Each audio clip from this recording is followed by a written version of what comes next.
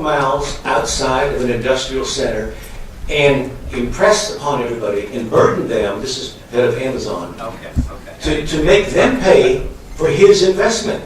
That is not equitable. Jeff Bezos is having a data center built on Wellington Road because I saw the DEQ permit for 36 diesel generators. He has one over off Balls Ford Road. They're building them in the industrial center. This one is way outside any industrial area. There's a Walmart across the street. This is zoned commercial, residential. It is just inappropriate for this spot. And equity suggests, again, I haven't found any supervisor in Prince William who acknowledges that they had their finger on the zoning here. This apparently happened with some line amendments over the years that just toppled into this circumstance. Professor, yes, you'll hear from the professor.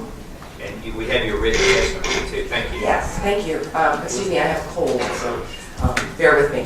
Thank you, Chairman Kilgore and members of the subcommittee. Rather than talk, I'm sorry, I'm Dr. Ashley Warnick. I have a PhD from George Mason University, the Patriots, and I also have a JD from Michigan.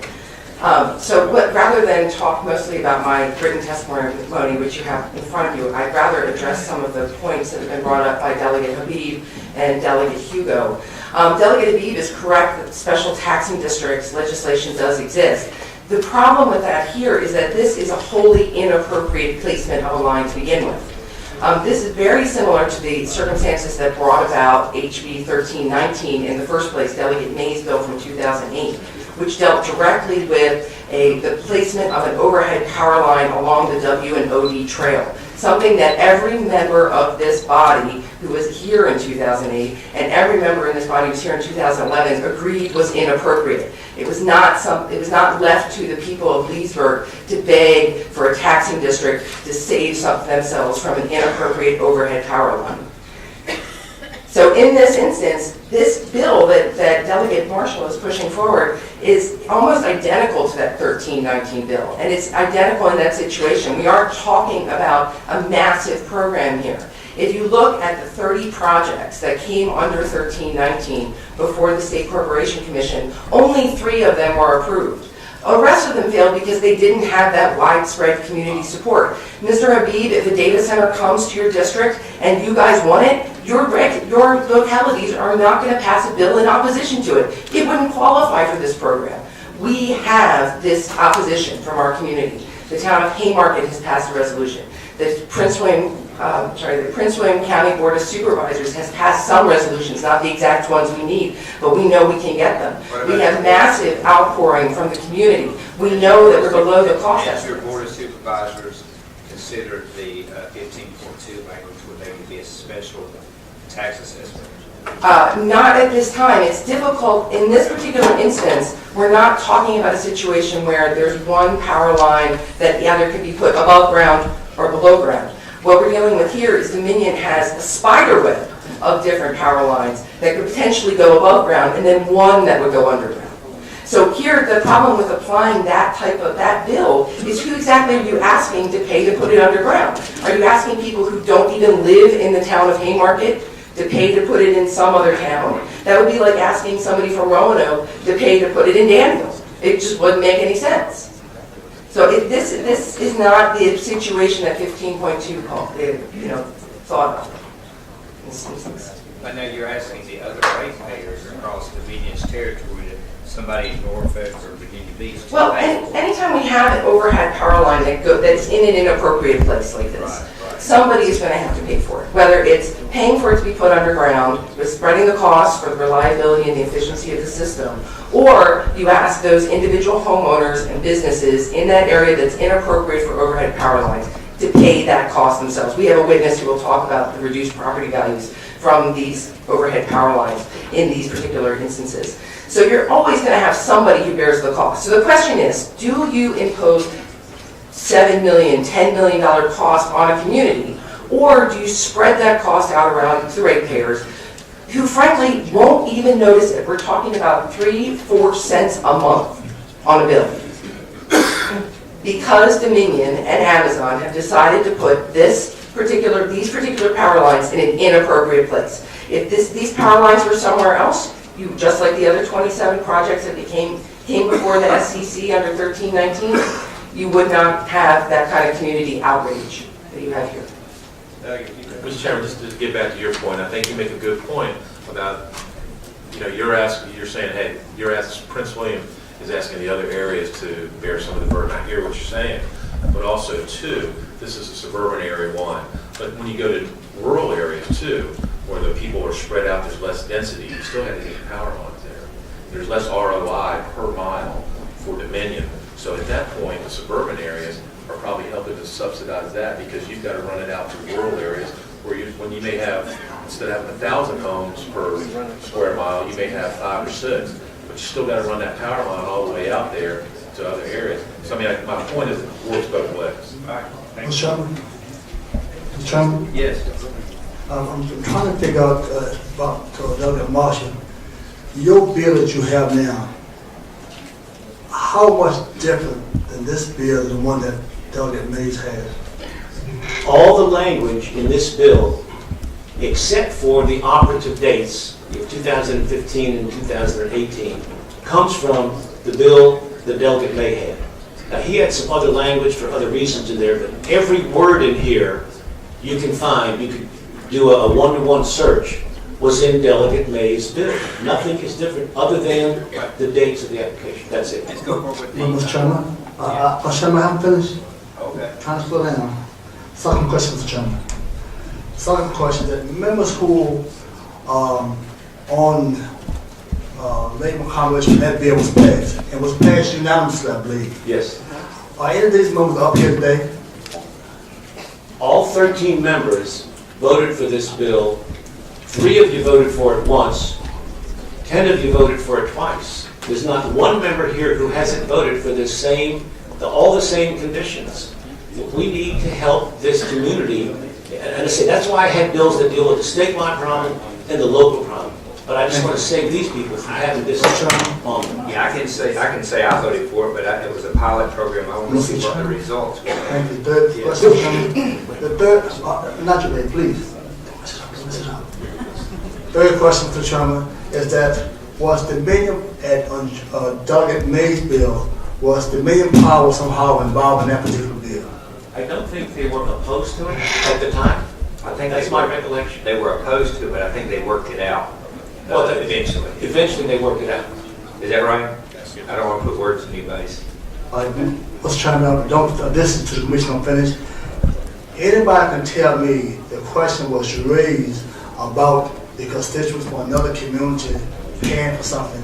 Anybody can tell me whenever Dominion Power or any utilities feel that anything, especially Dominion Power that I love dealing, when they build something anywhere in the state of Virginia, all the taxpayers pay for it. You know they do. When they build it, they pass it on. So what's the big hype of as far as another area paying for this right here? Dominion Power always pass them on to the customer, and they can afford to do this.